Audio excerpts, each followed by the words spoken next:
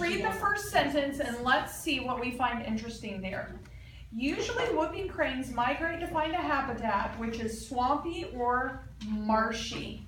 So, I think that's important, don't you? Mm-hmm. So, what are they doing? What's the first thing they're doing here? They're migrating. They're migrating. And where are they migrating to? To a swampy or marshy. Yeah, to a place that's a swamp or marsh. Right? That's what it says. Swampy or marshy. So you can do swampy, you can do marshy. What you just said. Okay? All right. Are They we supposed spend to do their both? Do just what I did right there. They spend their summer in the Wood Buffalo National Park, which is located on the northern Alberta border with the, open it up, Northwest Territories in Canada. Okay. Migrating south in the autumn, whoopers winter in Aransas Refuge, another marsh along the coast of Texas in the United States. Well, we know where that is, don't we? Yes. Yeah. Go there every summer. That's fun. In the spring, they fly 4,000 kilometers back to Wood Buffalo. Both their summer and winter habitats are wetlands. Okay, if they're migrating, where do they spend their winters? Remember, I'm doing key ideas and not keywords from each sentence. So where do they spend their winters? I mean their summers. Texas? Texas. Well, United States? no, because think of it this way. It's really, really hot in Texas. Let's go back and look. Let's go back. They spend their summer in the Wood Buffalo National Park, which is where? The northern Alberta border with the north. Do you know where that is? In Canada. That's right. Wood Buffalo. I'm going to just put it like this because I'm too lazy to write out that whole thing. And I need to know where it is. It's in Canada, right? That's important. And I find that interesting, okay? If I know where they spend their summers, what else might I want to learn? Where they spend their what? Winter. Winter. Where do they spend Texas. their winter? That's right, in Texas. Texas. And here's the thing. If you want to put where in Texas, then you can. I don't. It doesn't matter to me. I just think it's cool that they're in my state that I live. Okay. You know what else I find really interesting? Is then they fly. I'm going to do that. They're going to fly back to Canada, and you know how many miles? 4,000. 4,000 kilometers. A kilometer. That is a really long way from Texas up to Canada, and they fly. Can you imagine walking all that distance? I would say, I would take it out Okay. Collapse. So I think that's really interesting. They fly for it, and you know what? I'm going to put Canada. I would just. Because I can. Because look, 1, 2, this is free. Numbers are free. And then another place. I have 3 key words. You know what? I think that's all I want to get out of that. What's my next booklet that has habitat information in it? 3. Okay, yeah, C, let's go there. So I've told a little bit about where they live and their habitat. What paragraph? First The paragraph. first paragraph. Let's read the whole thing, and then we're going to find something interesting. The crane's diet is related to the wetland habitat.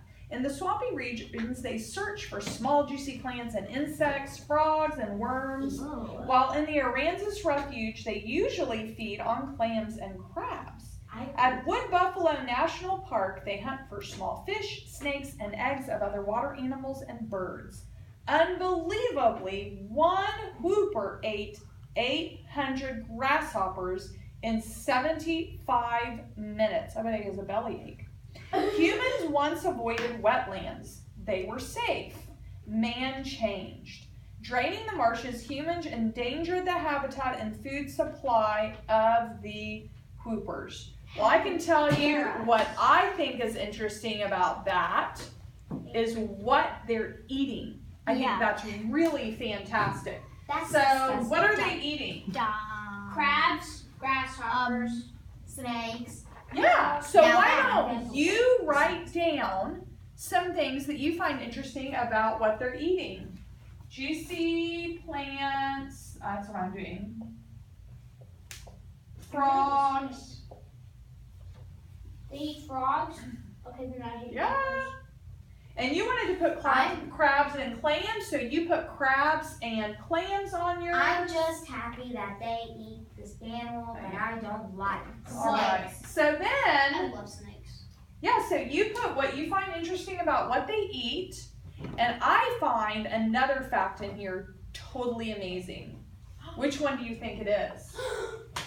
Human. No, that they ate 800 Disgusting grasshoppers. grasshoppers. In how long? How long did it take them to- 75 minutes. Yes, 75 minutes. Right.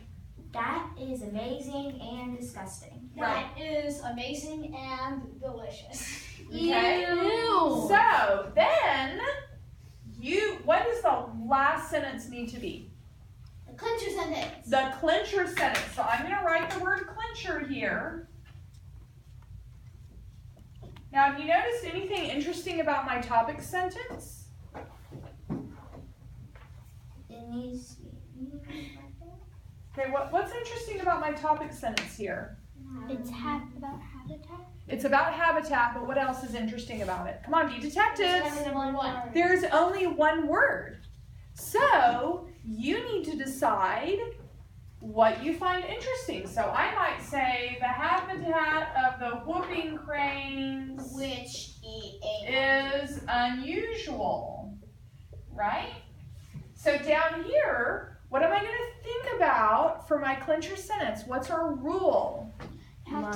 topic sentence and the clincher sentence must repeat or reflect 2 to 3 key words. That's right.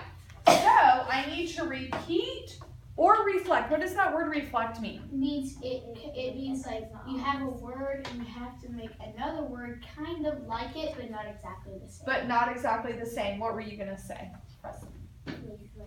Right, so we can use synonyms. We can use ideas. So I could say something like whooping cranes have a weird Eating diet. You could say, okay, so unusual and weird go together, and you want to say something about their diet, you can do that because whooping and unusual and weird go together. I could do whooping cranes habitat sounds to me like a fun vacation. Because